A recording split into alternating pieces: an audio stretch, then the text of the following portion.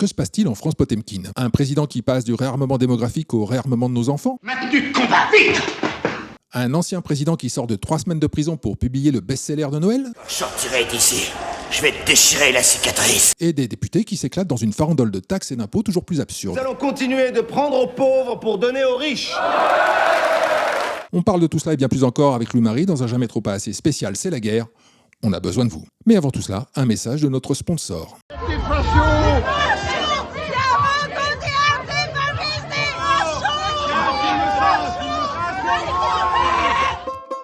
Jamais trop pas assez est sponsorisé par la gauche. La gauche, décrétée source naturelle de supériorité morale et d'équilibre mental. C'est à vous que je m'adresse particulièrement ce soir. Bonjour, c'est Louis-Marie. Et Seb Musset. C'est jamais trop pas assez. Bonjour à toutes et à tous et bienvenue dans ce nouveau numéro de Jamais trop pas assez. Bonjour Louis-Marie, comment vas-tu ? Je vais bien, je m'inquiète. Je suis inquiet, en fait, pour tout te dire. Je suis inquiet. Pourrons-nous continuer à dire à peu près librement ce que nous voulons sur cette chaîne et sur les réseaux sociaux ? Pas dit, c'est pas sûr. C'est sûr que là, cette semaine, on sent que l'étau se resserre. Là, on vient d'apprendre qu'à Bruxelles, ils ont voté donc la nouvelle version de ChatGPT et Chat Control. De ChatGPT, il dit ce qu'il veut. Chat Control, non.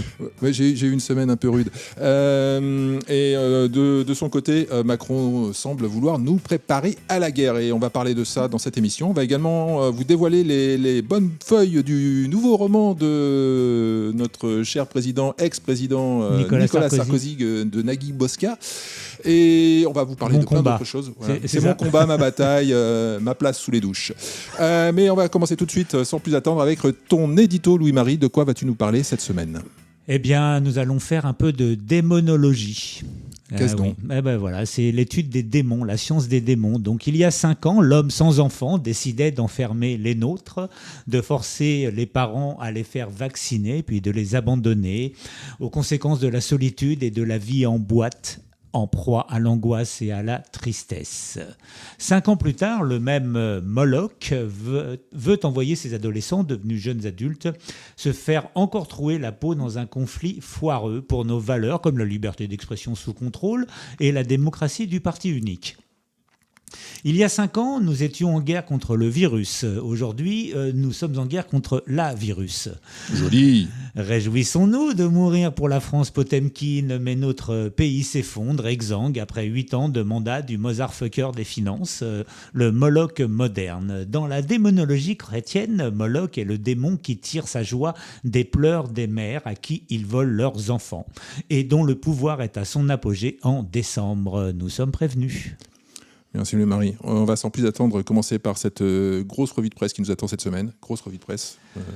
Tellement de choses à dire. De toute façon, dans ce pays, on ne s'ennuie jamais. S'il y en a un qui se lève, je raconte tout à la presse. Qu'est-ce que vous voulez que je foute de ça, moi? Bon, on s'en fout, on n'a pas le temps, on prend tout, on choisira plus tard. Avant de rentrer dans le vif du sujet, on va commencer avec la news du jour. La news du jour, c'est tombé hier. C'est le fameux sondage qui donne le candidat du RN, Jordan Bardella, vainqueur dans toutes les configurations de second tour. C'est terrible. Ça met en émoi, surtout à gauche, parce que. Je crois que Blue Sky est en feu. Oui, parce que alors, ce qu'on vous dit pas, c'est que il bat tout le monde assez largement, mais c'est surtout la méga torgnole. Ce serait la méga torgnole pour le candidat de LFI, Jean-Luc Mélenchon, qui se ferait dézinguer à 26% face à Jordan Bardella. Le bordel est là, et Bardella aussi. Et ne mélangeons pas tout. Appelons-la la Bardelle, comme dans Papy fait de la résistance. Oui, donc je sais pas si tu as été sur Blue Sky. Je passe un petit peu sur Blue Sky. J'avoue qu'entre les gens qui ne se préoccupent que de leurs petits combats locaux à eux et ce genre de nouvelles, effectivement, il y a quelque chose là, donc je pourrais te dire que il fait chaud sur Blue Sky. Oui, c'est-à-dire qu'ils sont entre le déni, comme d'habitude, et les sondages, c'est fasciste. Ça bascule de l'un à l'autre. Il ne faut pas croire, c'est de la manipulation. Le réel est fasciste. Ceci dit, on va être honnête. Des sondages de second tour à 18 mois d'une présidentielle, ça vaut à peu près que dalle. Surtout qu'il peut y avoir les municipales d'ici là, il peut se passer tellement de choses. Et puis on voit bien qu'en Ukraine, ça bouge vite aussi. Qu'on a le président Zelensky qui pourrait bien être le feu président Zelensky. Je pense que Macron aimerait bien que cette élection se joue autour de ça, de et ça, que ça continue mais le plus longtemps est-ce possible. Est-ce que ça durera? Je pense qu'il y a une certaine lassitude. La sensation que Macron veut jouer la carte à la Poutine, c'est-à-dire qu'on ne change pas de chef quand on est en guerre. Oui. Et bon, écoute, on verra. Pour l'instant, donc ça s'agite sur la twittosphère, sur la blue skyosphère. J'ai vu qu'il y avait des lancers de farine. Alors, j'ai vu qu'à gauche, contre le fascisme, contre Jordan Bardella. Je ne sais pas si tu as vu, il était en visite, il s'est fait enfariner. Bon, pourquoi pas. Par contre, c'est déferlement c'était pas un lycéen, je crois, des déferlements d'encouragement à gauche, bien fait, quel courageux lycéen, quel acte de bravoure, c'est limite c'est Jean Moulin, le mec. Bon, moi je dis juste, ça commence par de la farine, et puis on a vu comment ça finissait aux États-Unis avec Charlie Kirk, hein, donc bon, voilà, on verra jusqu'où iront les encouragements. Je tiens à te remarquer, tu es un peu malhonnête, ça n'a pas commencé avec de la farine à Charlie Kirk, ça a juste fini avec une balle. C'était le début, hein, oui. la balle, hein, mais c'est peut-être le côté expéditif des Américains. On va poursuivre cette revue de presse. Là, on a fait un petit aparté à chaud sur ces news qui venaient de tomber. Voilà. Alors moi, j'ai un rebondissement un point Louvre. Point Louvre.fr. Tété Louvre. Alors, le point Louvre, c'est le Monde qui nous le donne, ce qui nous apprend le Monde qu'un audit de sécurité a été mené en 2018 par Van Cleef & Arpels, qui c'est un peu de quoi il parle, et que dans cet audit, il mentionnait très très précisément le balcon utilisé par les cambrioleurs et l'usage d'un monte-charge. À croire que les cambrioleurs avaient lu l'audit, mais ils l'ont lu. Pas la directrice. Non, ils l'ont lu, c'est un vrai mode d'emploi. Non, mais ils l'ont lu, c'est pour ça qu'on le sait. Ouais. Le truc a fuité, bien sûr, non, c'est le mode d'emploi. C'est-à-dire que non content d'avoir rien fait, ils ont en plus livré le mode d'emploi aux voleurs. C'est incroyable. Et elle est toujours en place, cette dame. Oui, héritière de Guy Descartes. Ah bon? Bah oui, elle est même famille que Guy Descartes, ce Guy grand romancier. Là, tu parles à Guy Descartes, mais franchement, déjà à ma génération, ça dit plus grand-chose. Mais alors, je pense que les gens Guy Descartes, c'est avec Simon les livres qu'on trouve dans toutes les boîtes à livres d'un Airbnb de campagne. Je sais pas, c'était l'équivalent de comment il s'appelle, Lévy, Marc Lévy. C'était le Marc Lévy des années 60. Voilà. Guy Descartes, baladez-vous dans n'importe quelle brocante française, vous en trouverez des centaines. C'est la même famille qui dirige le Louvre aujourd'hui. C'est encore du népotisme. Voilà, c'est une népokilde. Alors, à propos du Louvre, puisqu'on est dans notre point Louvre, je viens d'apprendre qu'ils ont arrêté le quatrième larron du gang de Doudou Cross-Bitume. De Doudou Cross-Bitume. Et il vient également d'Aubervilliers, qui décidément semble être notre Silicon Valley française de la racaille. Et puisqu'on y est, on va rester à Aubervilliers, parce que figure-toi, il y a du lourd qui se passe à Aubervilliers. On apprend dans Le Parisien que les 2700 salariés de la BNP vont quitter le quartier du Millénaire à Aubervilliers après leur installation là-bas en 2017. Alors... Service sécurité coûte trop cher. Les services sécurité coûtent trop cher parce qu'il y a tellement voilà, on a besoin de les accompagner. Alors je vais refaire un peu l'historique. D'abord, on les accompagne jusqu'au métro, puis ensuite on les accompagne jusqu'à chez eux. Voilà, donc ça commence à faire de leur sup. Voilà. Et donc BNP s'est installé là-bas il y a une petite dizaine d'années en quittant le centre de Paris en se disant ça va coûter moins cher. Voilà, les gens prendront le métro et le RER. Les gens qui bossaient pour BNP Paribas, ils l'ont eu mauvaise parce que c'était pas le même cadre. Hein. C'était pas le même standing. Parce que, bref, donc il y avait ce fameux campus du Millénaire, le Grand Paris. Donc il quitte le centre de Paris et s'installe là-bas en 2017. Dès 2019, les salariés doivent être escortés par des vigiles entre le RER et leur bureau dans le quartier Rosa Parks. Oui, le fameux. Je vois bien. Voilà. Et en octobre 2024, en raison d'agressions à répétition, un passage piéton menant au parc d'affaires du Millénaire a même été fermé. Les salariés contraints à un détour ont lancé une pétition. Et dernière pièce du drame, acte 4. 5 ans après, le patron déclare, je cite, « La greffe n'a pas pris ». C'est pas la greffe générale, ça? La greffe. La greffe générale, c'est ce que je dis, ouais. Et les salariés de la BNP actent leur départ du quartier de Rosa Parks. On parle quand même de 2700 personnes, donc ça va faire un gros trou de fréquentation quand même dans le coin. Et puis ça va faire un trou dans la trésorerie de BNP parce qu'il faut les recaser. Des commerces les commerces du côté de Rosa Parks. Je ne me fais aucun souci pour la BNP. Voilà, bref, mais surtout, ne disons pas quels sont les problèmes qui ont... Voilà. Surtout, n'en parlons pas et continuons de clore les Alors, comptes de Frontières et autres médias d'extrême droite. Encore donc des bureaux construction, des belles idées, des exonérations d'impôts, en ignorant totalement la fracture identitaire des gens concernés. On apprend que ça s'est d'ailleurs accentué dans l'article avec les Jeux Olympiques, où en fait, comme on a repoussé tous les tox et tous les délinquants de Paris, en fait, ils sont venus s'accumuler par là. Il me semble que la rue d'Aubervilliers qui quitte Paris et qui arrive à Aubervilliers, c'est un petit peu le temple du crack. Hein. Il se trouve que j'ai fréquenté un peu cet endroit à un moment. Alors ça s'est fait en 2 temps. Moi, je ne connaissais pas du tout Aubervilliers, et un jour, je suis allé en tournage là-bas. Je te mens pas. Premier contact avec Aubervilliers, une voiture brûlée. Vraiment, c'était un jour de semaine complètement random. Il n'y avait pas eu d'événement.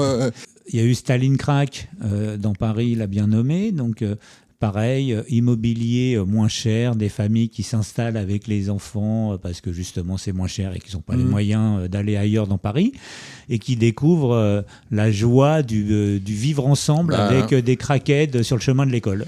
Donc la maire d'Aubervilliers a fait, Karine Franklin, qui est donc UDI, a fait un communiqué pour être s'attrister, mais elle déplore l'absence d'aide de l'État. Et bon, écoute, j'ai envie de dire, en France Potemkin, le grand banditisme est plus fort que la finance, et donc la BNP doit quitter les lieux face aux narcotrafiquants et aux tox, parce qu'en fait c'est essentiellement quand même beaucoup de camés. Donc voilà, tout va bien. Continuons à danser sur le volcan. Voilà, on continue à danser sur le volcan et en espérant une aide de l'État. Voilà. Alors, si jamais vous habitez à Aubervilliers et vous désirez témoigner de votre quotidien, nous sommes preneurs. C'est vrai que j'avoue que je n'y vais pas souvent. La dernière expérience a été peu fructueuse. Je crois que la dernière fois que je me suis approché du nord de Paris, j'étais en vélo, donc j'étais très vite. Ouais, c'est terrible ce qui se passe. Ce qui est dingue, le nord de Paris est mort. C'est très près. Non, mais c'est hallucinant, c'est que c'est des endroits.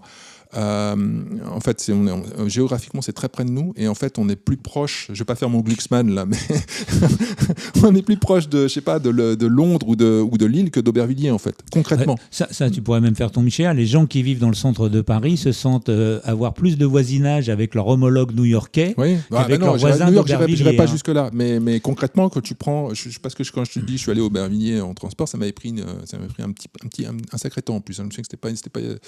Bon, moi, je suis pas très pointu de transport, mais bon. T'as dû te tromper encore. Oui, sûrement. Si vous voulez m'envoyer un plan de métro aussi. On a une pensée émue pour tous les gens qui ne vivent pas ni à Paris ni à Aubervilliers. On sait qu'on a des auditeurs dans le sud, du côté d'Antibes, par exemple. Ils ont tous leur Aubervilliers, sache-le. Ouais, alors l'Aubervilliers d'Antibes, je voudrais connaître son nom. Mais oui, c'est vrai que de plus en plus. Il y a un site qui s'appelle Où va ma France, où le gars allez voir, il faut qu'on trouve Où va ma France.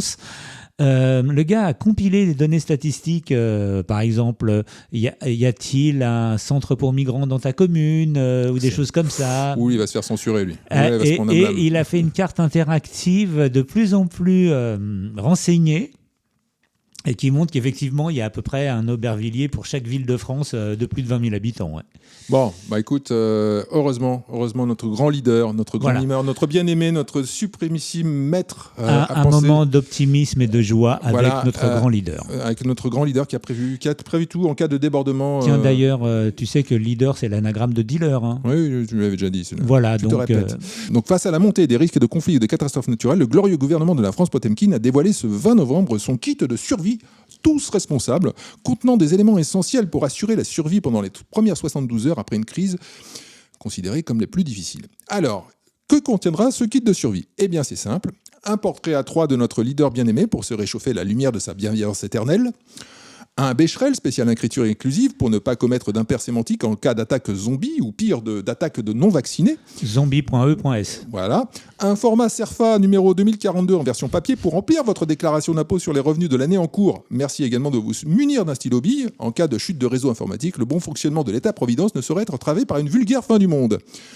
Il contiendra également ce kit d'urgence contiendra également un exemplaire du Coran pour ne pas stigmatiser nos frères musulmans. Dans cette épreuve, plus sérieusement, Louis-Marie, la trousse devrait être composée d'une radio à pile, radio et piles venant de Chine, d'outils de base venant de Chine, de nourriture non périssable, de vêtements chauds polaires venant de Chine, d'une lampe de poche avec pile venant de Chine. Bref, que des produits achetés sur Temu et donc surtaxés grâce à la hausse votée par nos élus sur les petits colis. Elle devra également contenir des médicaments, tous aux ruptures de stock grâce à nos élus. Elle devra être également composée d'argent liquide. Alors, il se trouve qu'ils veulent également abolir l'argent liquide et vous empêcher d'en sortir trop, mais il faut en avoir dans la trousse. Et la photocopie des documents essentiels venant d'un gouvernement qui veut tout passer à la numérisation, ça ne manque pas de sel. C'est le titre déjà qui manque pas de sel. Le tous responsable. Non, il y en a qu'un qui est responsable. Arrête, c'est pas de notre faute, bonhomme, c'est toi. C'est très fumé. Moi, je pensais au moins qu'ils nous fournissaient la trousse, mais non, même pas. Non, on doit se l'acheter nous-mêmes. Oui, alors ça, je trouve ça dégueulasse. Moi, j'ai même pas eu le papier. C'est scandaleux. C'est scandaleux. Bon, écoute, tant qu'on est sur notre bien-aimé leader, je propose que nous fassions l'exégèse de sa bonne parole. D'abord, moi, je fais l'exégèse de tous les hommes intelligents. C'est un principe. Oui. Et notre bien-aimé leader est d'une intelligence, d'une surintelligence. Oui. Déjà. Il faut juste que je trouve le bon exemplaire de la vidéo en question, parce que j'en ai plusieurs. J'ai plusieurs Pendant sources. que tu cherches, je fais pas que meubler. Le site dont je parlais tout à l'heure, c'est mafrancetoutattaché.app, app. Voilà. Ah ouais. Et donc, c'est une Ok. carte interactive avec l'indice de changement général, l'indice d'insécurité, d'immigration. Enfin, voilà, c'est un truc, autant le dire, on ne va pas en parler plus que ça parce que c'est parfaitement fasciste comme site. Mais ce sont des statistiques et c'est ça le problème. Donc, le réel est fasciste, les stats aussi. Donc voilà, on va enchaîner avec notre glorieux leader, une prise de parole récente. Alors, je ne sais pas trop dans quel cadre c'est, mais c'est très récent. C'est date de cette semaine, 20 novembre. On écoute. Prochaine municipale, aux prochaines présidentielles, je vais vous dire ce qui va se passer. De plus en plus de nos compatriotes, ils vont aller sur leur IA, sur leur agent IA, et ils vont dire pour qui je dois voter. C'est ça ce qui va se passer. Et là, on va rentrer, je vais vous le dire, dans un autre monde. Parce que moi, je ne sais pas ce que ChatGPT va recommander de voter. Ce que je sais, c'est que les gens qui possèdent ChatGPT, en tout cas les intérêts qu'il y a derrière, je ne suis pas sûr que ce soit des intérêts démocratiquement neutres. Alors, bon, c'est sûr que ChatGPT qui dit quoi voter, c'est emmerdant, mais Libération qui dit de voter ce que tu veux, C'est pas emmerdant mais Macron, parce que- c'est pas emmerdant, parce que c'est le bon milliardaire. En plus, il nous le dit, hein, il veut un label pour l'information de confiance et pour la bonne presse et la mauvaise. Donc, on sait déjà qui aura son petit macaron bonne presse et celui qui aura la mauvaise. Moi, je trouve que c'est son français. Je vais vous dire, il faut qu'il dise. Enfin, Alors, on va écouter la suite. Je vais essayer d'avoir. Je crois que la suite a un meilleur son. Ce qu'on veut faire, Voilà. c'est d'interdire les réseaux sociaux aux moins de 15 ans. Petite précision, interdire les réseaux sociaux aux moins de 15 ans, ça veut dire fliquer tout le monde, en fait. oui, parce qu'il faut que tu dises que tu as plus de 15 ans. Donc, Bah, voilà, donc, il faut que tu montes ta carte c'est toujours d'identité. c'est toujours le prétexte, le cheval de Troie, c'est pour la sécurité des enfants, et puis Voilà. paf, on te l'enfonce bien profond derrière. Mais pour la voilà. sécurité des enfants Voilà. et dans le respect De des l'état de règles droit. de l'état de droit, on le sait tous ici. Du sud au nord. Donc là, on commence à être une petite dizaine d'États. Et donc là, ce que je souhaite, mais je veux aussi Les pays bâtir du démocratiques, bien consensus, sûr. c'est pour moi, c'est là où ces débats sont importants. C'est de pouvoir, début d'année prochaine, arriver à un texte qui porte en effet, c'est pour ça que c'est très bien, là je demandais aux députés qui lancent aussi le débat parlementaire, mais un texte qui permette de dire, au moins de 15 ans, plus de réseaux sociaux, on a déjà tout ce qu'on a fait sur les portables. Ah bon? On a fait quoi sur On les a fait quoi? portables Non, petite question, on a fait quoi sur les portables en gros là? On a appauvri les Français suffisamment à point qu'ils ne peuvent plus acheter de smartphone. Ils sont obligés d'acheter un Nokia bas de gamme. Alors ça va quoi. Non, mais oui, Tu sais. non, mais il se passe quoi? Oui, il parle oui, de quoi je- sur les portables? je Parce sais qu'en pas. fait, je sais J'avoue pas que j'ai- quelle news. Oui, ça serait interdit à l'école? Il y a un truc. Il ouais, paraît, ouais. oui, mais bon, c'est qu'il n'y a pas mis les pieds depuis longtemps dans une école parce que Bah, c'est ça allait- absolument pas appliqué. oui, quoi. il a été dans une école où c'était interdit. La preuve, parce qu'il n'y en avait pas. Ça n'existait pas. Donc on continue. On va pas en passer des heures, mais on va écouter la suite de la belle parole, la grande parole. Pause numérique le soir Pause et numérique. des mécanismes de protection. Comment on va faire? Ah bah ça, j'aimerais Oui. bien On va mettre savoir. en place une obligation pour toutes les plateformes de vérifier votre âge. Ah, donc Ah, c'est- bah voilà, on y vient. Voilà, on y vient. Ça s'appelle du flicage, donc patte blanche. Voilà, et donc ils pourront conserver les données sur Bien sûr, machin, ouais. Du 5e étage. Ça Il pourra a se faire simplement 12 ans. par un selfie, par des mécanismes de code, etc.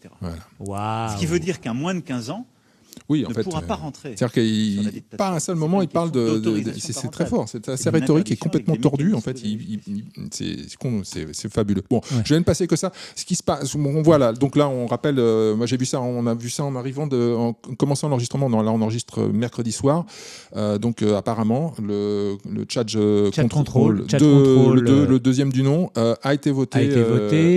Le DSA est en place. On a le European Democratic Shield. Shield, tout est fait pour que notre démocratie, nos belles démocraties européennes résistent à la souillure du réseau social liberté, américain et ou chinois, et donc à cette idée dévoyée de liberté d'expression, comme quoi on pourrait tout dire. Bon, après ça, on va à travers la mésaventure qui nous est arrivée voilà, pour les deux derniers numéros, on va arrêter de la ramener. Quoi. De cette émission, on va arrêter de dire que les services américains sont pro-liberté d'expression, parce qu'on en a eu la démonstration inverse avec nos derniers. Je vous invite d'ailleurs à aller voir nos 2 dernières émissions. Qui sont excellentes. Dont on ne peut plus dire de quoi elles parlent, parce que sous risque de se faire censurer cette émission en cours. Voilà. Donc, allez les voir, elles sont toujours en ligne, mais elles ont juste été ghostées, on va dire, par YouTube. Voilà, j'ai l'impression qu'il n'y a que ma voisine qui les a vues. Non, mais on a les chiffres, parce qu'on a quand même des stats. Hein, donc voilà, quand tu dis certains mots sur une vidéo et ça fait 40 vues, et tu mets pas le mot, ça fait 4000 vues. En fait, c'est de cet ordre-là. Hein. Donc on ne dira pas le mot, mais j'étais surpris. Visiblement, il y a un problème avec ce mot. Tu as été naïf. Il y a un problème avec ces gens. Donc. Tu as cru à la liberté. Je n'ai rien dit. Alors toujours, moi, dans le même thème, en France, il y a GrapheneOS, qui est un système d'exploitation Android basé dont le principe est la protection de la vie privée, et ils annoncent qu'ils se retirent de tous les serveurs situés en France, au motif que, je cite, la France n'est plus un pays sûr, elle exige des backdoors pour casser le chiffrement et avoir accès à l'appareil. Scandale. Voilà, donc la liberté d'expression, mais non, c'est pas bien. Alors voilà, donc ils se cassent, ils se barrent. Aïe. Donc c'est OVH qui va être content, ils perdent encore un client. Voilà, qu'on ne revoit plus ici, hein. Je me casse, pas de problème. Nous n'allons pas vous laisser partir comme ça.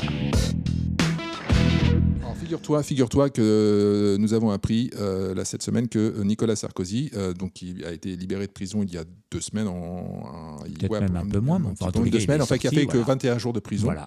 Donc sur les 6 mois ou 1 an qui était prévu. Enfin bon, c'est parce qu'il passe en appel. Enfin, c'est parce qu'il est en appel et que l'appel suspend. Il a réussi.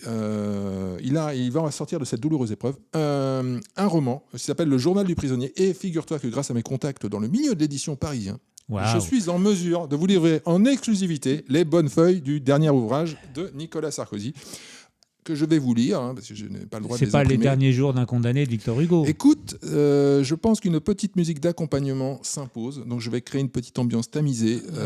Voilà. Donc si vous êtes chez vous, vous baissez les lumières, vous vous asseyez tranquillement dans votre sofa et vous nous écoutez langoureusement. Charles Dickens, accroche-toi bien. 7 heures. À l'aube, les rayons blafards d'un soleil étroit se faufilent à travers les barreaux. J'entame avec courage mon 4e jour embastillé dans les geôles insalubres d'une république dévoyée par les juges rouges. Le gardien m'apporte mon café tiède, à la couleur aussi indécise qu'un lendemain de premier tour des législatives. J'ai encore passé une nuit des plus horribles à subir les pires persécutions auditives de la racaille du bloc C. Il a été question de mes relations avec Mouammar, de notre ami Ziad, et d'objets variés à m'introduire sans précaution. Quelle indignité! Ô Seigneur, je sais que tu me livres à cette infamie pour me confronter à mes limites et forger mon caractère. Je resterai fidèle à mes convictions et droit dans mes bottes. Je suis une victime, mais ce n'est pas pour moi que c'est le plus grave. Comme l'écrivait Martin Luther King, une injustice où qu'elle se produise est une menace pour la justice. Tu peux compter sur mon humilité, Seigneur. Je saurai souffrir noblement.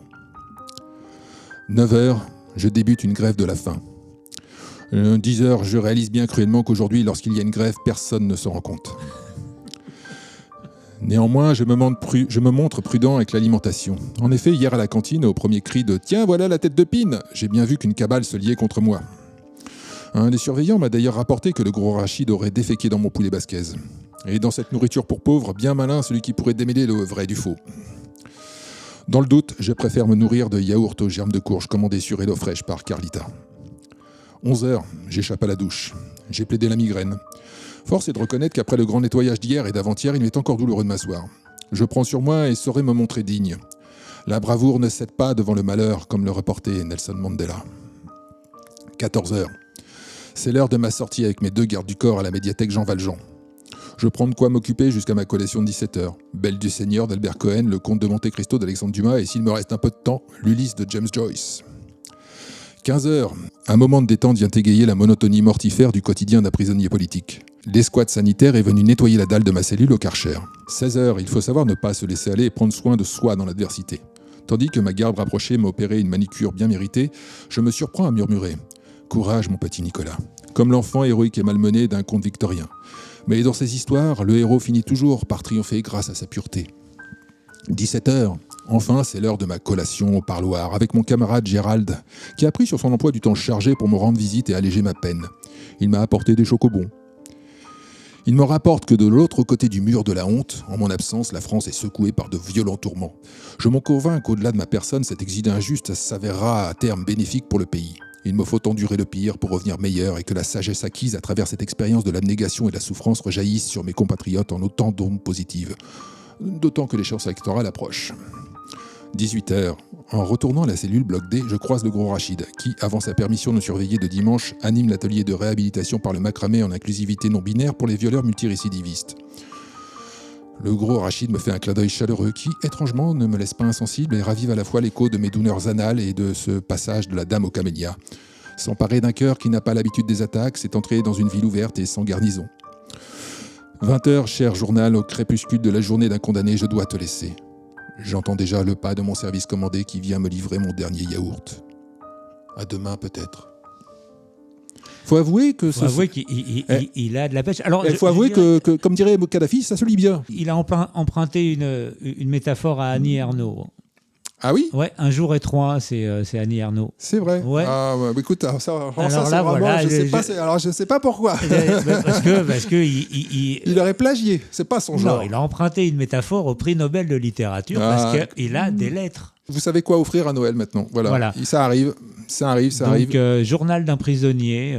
De Nicolas Sarkozy, aux éditions Fayard, sorti le 10. Voilà. Où vas-tu nous emmener après cette pause carcérale, mon cher Louis-Marie ? Moi, je vais t'emmener dans le monde joyeux, certes un peu compliqué, de EELV, Europe Écologie Les Verts. Ah. En 2021, le EELV disait ceci, ouvrez les guillemets.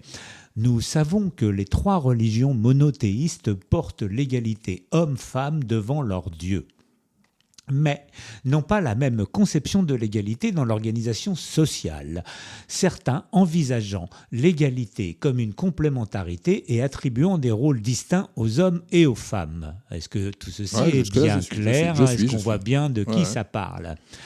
Or, à Saint-Ouen, tout récemment, la candidate de ce même parti au municipal a dû retirer sa candidature. Allons bon. Au motif que son homosexualité serait incompatible avec le soutien des, entre guillemets, quartiers populaires. Mais pourquoi donc ? Donc ? Quelle idée ? Mais quelle idée ?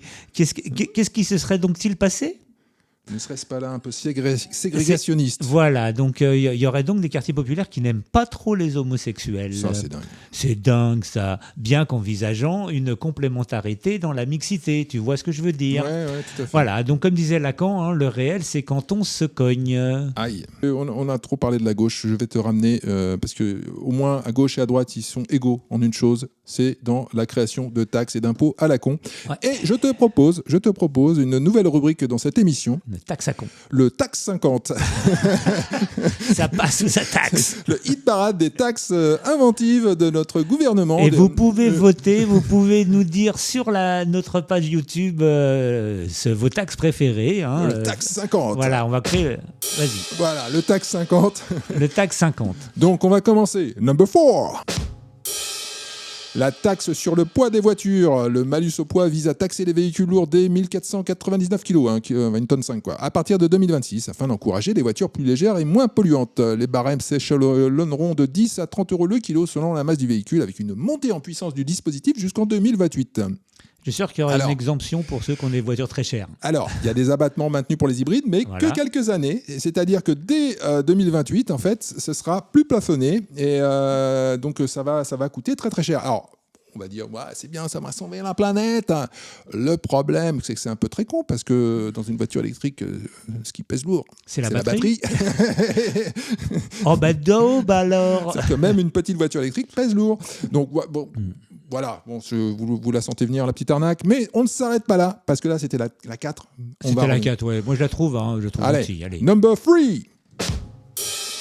La taxe sur l'eau minérale. Alors plus exactement, une taxe sur les bouteilles de boissons non alcoolisées à usage unique. Après l'obligation du recyclage, la taxe sur le recyclage. J'ai bien une idée écologique qui ferait du bien à la planète et rapporterait de l'argent aux consommateurs. Une idée du siècle dernier que j'ai moi-même connue quand j'étais enfant, qui s'appelait la consigne des bouteilles en verre.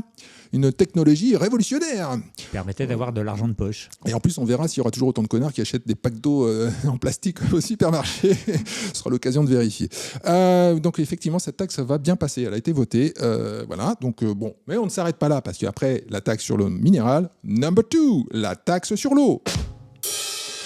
Après l'électricité que nous payons 5 fois le prix alors que nous devrions avoir l'électricité la moins chère du monde, on apprend le doublement du prix de l'eau dans les 5 années à venir. Alors, en gros, pour une famille normale, ça va passer de 570 € à 850 € dans les 5 prochaines années. Alors, je te cite pêle-mêle les raisons.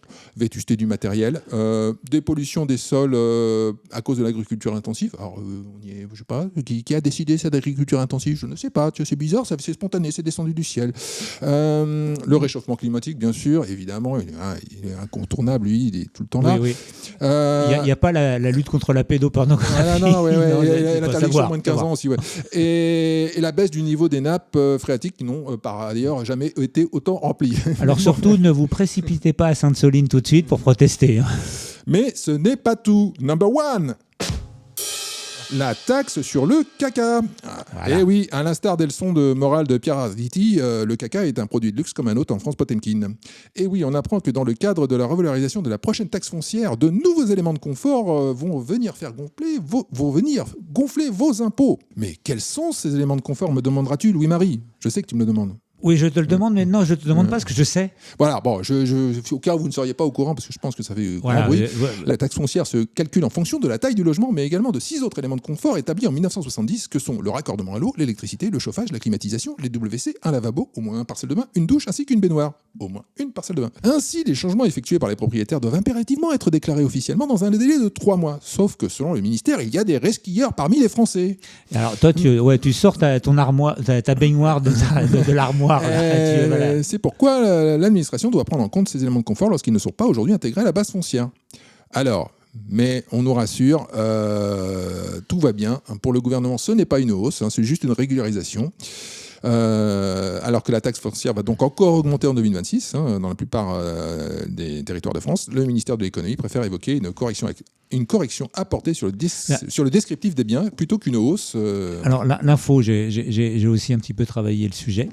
Vas-y. Alors l'info, elle est encore plus intéressante. C'est que l'argumentaire de Bercy est de dire la chose suivante, c'est que oui, il y a des habitats insalubres dans notre pays et qu'aujourd'hui, avoir l'eau courante est un confort.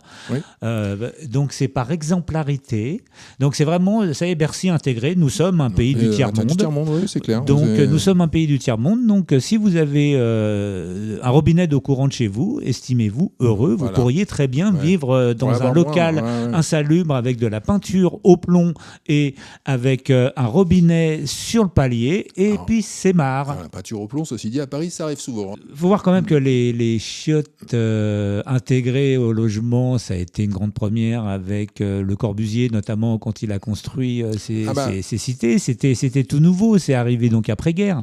Oui, après-guerre du siècle précédent, pas celle qui arrive. Il y a très peu de salle de bain en France. Et la salle de bain, Oui, mais enfin, ça fait quand même 70 ans maintenant. Voilà, c'est ça fait 70 ans et donc 70 ans après, on dit non, mais en fait, on n'a peut-être pas tellement évolué, pas tant que ça. Donc, si vous avez des toilettes, voilà, c'est. Mais. Et une deuxième information, c'est que là, Bercy suit quand même l'illustre exemple de l'empereur Vespasien. D'où le nom des Vespasiennes, ces pissotières insalubres pour le coup. Il y en a encore une. Il y en a une à côté de la prison, à côté de la prison de la Santé. Si vous passez par là, elle est gardée, je pense, juste pour faire beau. Tu pouvais pisser et faire coucou à Sarkozy. En même temps. Donc il y avait. Alors donc Vespasien a décidé de taxer l'urine, lui. Donc c'est ça. Mais il y avait une raison, c'est que l'urine était utilisée pour le tannage. Donc c'était un produit qui servait à gagner de l'argent, donc il était un peu normal qu'il y avait une taxe. Et l'expression « l'argent n'a pas d'odeur » vient de là, parce qu'effectivement, l'or que l'on tirait de cette taxe ne sentait pas l'urine. Bravo, Voilà. Louis-Marie, merci pour cette précision. On va passer aux losers du rock. Alors, une fois de plus, je précise, les losers du rock, la rubrique des losers du rock de Louis-Marie, qui est consacrée cette semaine au groupe Free. Alors, pas tout à fait. Eh ben, écoute, vous saurez tout, mais elle n'est réservée qu'aux gens qui ont le courage D'abandonner YouTube. d'abandonner YouTube et d'aller nous écouter sur les plateformes de podcast que sont Ocha, Apple, Spotify ou Deezer. C'est-à-dire les gens qui font des jogging. Voilà, les gens qui courent et qui nous écoutent dans le métro. Parce qu'au départ, cette émission Était un podcast. était un podcast, n'était pas filmé. Ouais. Voilà. Donc on reste C'est le fidèle. narcissisme de qui fait que ça... Donc, on se retrouve sur la version podcast avec les losers du rock de Louis-Marie. Et nous, sur YouTube, on passe tout de suite à la rubrique culture. La culture, je suis entièrement pour seulement. Mais qu'il est con, ça monte, tu vas pas faire attention, non? Regarde ce que tu me fais faire, connard. Alors, une fois n'est pas coutume, on va parler cette rubrique a de plus en plus, la rubrique culture a de plus en plus tendance à ressembler à une rubrique nécrologique. Oui, j'ai remarqué, Ouais. la semaine dernière, on n'a pas eu de nécro, donc j'espère que tu as des morts là. Double nécro, là. Dans des domaines très, très différents, et puis surtout à des dates très différentes. Il se trouve que le 22 novembre dernier, c'était les 50 ans de la mort du compositeur François de Roubaix. Que je ne connais pas. Tu connais pas François Bah, de Roubaix? non, je connais pas. Alors là, enfin, voilà, je pense C'est que la musique de film. C'est de la musique de film parce qu'il a été... alors François de Roubaix, oui, compositeur de musique de film fin des années 60, début des années 70, musique de film français, et de séries télé aussi. Il a fait beaucoup de séries télé et d'émissions pour enfants. Mais c'est surtout, c'était peut-être le précurseur du home studio. Il avait son studio D'accord. chez lui. Et il a fait beaucoup de musique électronique. Il a bidouillé, créé ses instruments. Enfin, c'était vraiment un expérimentateur. Il a une production assez intense sur le peu d'années où il a été en exercice, parce qu'il est mort très jeune, en 75. Il est mort à, je crois, 30 ans, quelque chose comme ça. Donc le 22 novembre 75, en faisant de la plongée sous-marine. C'était un passionné de plongée. Et il a laissé un héritage musical. Alors déjà, ses compositions qui ont été abondamment samplées dans le monde entier. Au hasard, la musique de Dernier Domicile Connu, la musique de la Scoomoon. Alors c'est souvent réédité. Et là, il y a un coffret qui est sorti il n'y a pas très longtemps chez Stéphane Le Rouge, qui est vraiment très bien. Où il y a ces 5 disques, très très, il est pas cher en plus, il est très très bien. Oui, j'en parlais parce que c'est une référence pour plein de musiciens en France, et notamment dans la musique électronique, que ce soit Air, même Daft Punk. Enfin, il y a vraiment, et c'est vrai que c'est très. Donc, il est mort il y a 50 ans et il a une carrière parce il a vraiment connu le succès. Il faut savoir qu'il a eu le premier César de la musique de film posthume. C'est-à-dire que les Césars ont été créés l'année après sa mort, et il a eu le César pour Le Vieux Fusil de Robert Enrico. C'est un ami de Robert Enrico, donc je crois qu'il a quasiment fait pas toutes les musiques de Robert Enrico, parce qu'Enrico a fait des films après la mort de Roubaix. Donc voilà, François de Roubaix. Okay. Je vous invite à vous pencher sur... je mettrai des petits extraits là sur la playlist de Jamais trop pas assez. Je vous invite à vous pencher sur cet artiste français mondialement connu, parce qu'il a été repris, je crois même Robbie Williams a repris des samples. Enfin, donc c'était il y a 50 ans, il est mort il y a 50 ans. Oui, il a été plus connu et plus longtemps de sa mort qu'il a été en activité. Donc j'écoute beaucoup François de Roubaix, je l'aime beaucoup, et je ne perds jamais une occasion de rappeler... que tu aimes beaucoup de François de Roubaix. C'est marrant, tu me l'avais jamais dit. Plus proche de nous, le 22 novembre dernier, donc il y a 3 jours, donc, nous a quitté Robert Birenbaum. Alors pas au même âge, parce que Robert Birenbaum, il est mort à 99 ans. Donc voilà. Il est né avant François de Roubaix. Il est né avant François de Roubaix et il est mort à 99 ans. Et figure-toi que... Alors, vous n'en avez sûrement pas entendu parler, bien qu'on en a entendu parler il y a 2 ans, parce qu'il a écrit son premier roman. Enfin, son premier, c'est pas des romans, c'est des mémoires. Il y a juste 1 an et demi, à 97 ans. D'accord. Et ça s'appelle 16 ans résistants. Voilà. Et alors ça se passe... il se trouve que ça se passe dans le quartier où on tourne cette émission. Et en fait, Robert Birenbaum était le fils d'immigrés polonais, donc il était juif pendant la guerre. Et à 16 ans, il a décidé de rentrer en résistance.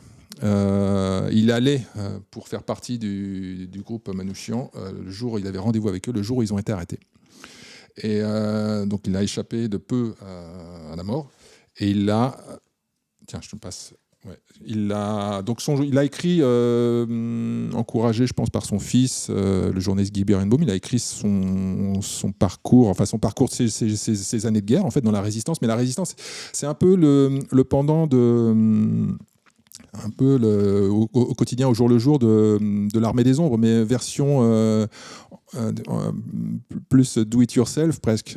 Mais il avait des missions. Alors des fois c'est souvent pas spectaculaire. Il y a vraiment des passages intéressants sur. Je l'ai lu il y a 1 an et demi déjà, mais il y a des passages où par exemple une fois il finit par se faire arrêter, mais pas du tout pour un truc qui n'avait aucun rapport. Et il se dit bon là c'est la fin quoi. Et finalement il est libéré. Enfin le policier le dit bon va-t'en pars. Donc voilà, c'est vraiment quand tu sais qu'il a 16 ans, il n'a même pas 16 ans je crois au début du bouquin, quand tu lis tout ce qu'il a fait et ce qu'il a vécu, tu vois, tu remets en perspective, tu te dis waouh, comment j'étais à 16 ans moi, tu vois, c'est quand même voilà. Et il se trouve que moi je le connaissais, je l'ai rencontré une fois, mais je connaissais beaucoup des réseaux sociaux Robert Berenbaum parce qu'il jouait beaucoup au tennis avec son fils. C'était quelqu'un de très, pour moi c'était l'incarnation du dynamisme. C'était Guy Berenbaum. Oui, et c'est l'incarnation de quelqu'un qui avait la classe et qui était dynamique. Enfin, c'est pas une belle vieillesse, quoi. Voilà, jusqu'au bout. Et la preuve avec ce livre qui est arrivé à la fin. Voilà, donc je vous le reconseille, ce livre. Donc, c'est aux éditions 16 ans. Stock, Robert Berenbaum, 16 ans résistant. Très bon livre et très belle vie. Voilà. On va passer peut-être à la fin. C'est possible. Allez, Ça a été vite. Et emballer la joncaille. Voilà, Louis-Marie. Donc c'était une émission un peu plus dynamique que d'habitude. Voilà. Oh, elles sont toutes dynamiques. Comment tu dis une mauvaise langue. J'étais un peu dynamisé tout ça. Alors, on vous remercie tous pour votre fidélité, malgré les avanies et malgré YouTube qui ne nous aura pas. On vous remercie. On vous invite à partager cette vidéo, à partager cette émission, à en parler autour de vous. À mettre des pouces. Voilà, actionnez la cloche, likez, vous abonnez, abonnez-vous, vous réabonnez. Voilà, 3 fois de suite. Allez mettez des étoiles sur Apple. Voilà, et si vous avez un nouveau-né, vous l'abonnez aussi. Voilà, toute la famille à Noël, vous offrez des abonnements. Voilà. Ils sont gratuits en plus, ça tombe bien. C'est ça, ça va pas vous coûter cher. Alors, trêve de plaisanterie, c'était pas de la plaisanterie. On a été un peu speed là, les dernières semaines, on a des emplois du temps très chargés. On va revenir à des émissions un peu plus posées, mieux montées, on vous promet. Avec des invités. Avec des invités très très vite, très prochainement, et de la semaine prochaine. Voilà. Je vais pas faire plus long. Merci Louis-Marie. Merci toi, merci vous. Merci à vous. Et on se retrouve la semaine prochaine pour un nouveau numéro de Jamais trop passé. Portez-vous bien et rappelez-vous que une opinion n'est pas la vérité. Ciao. Ciao.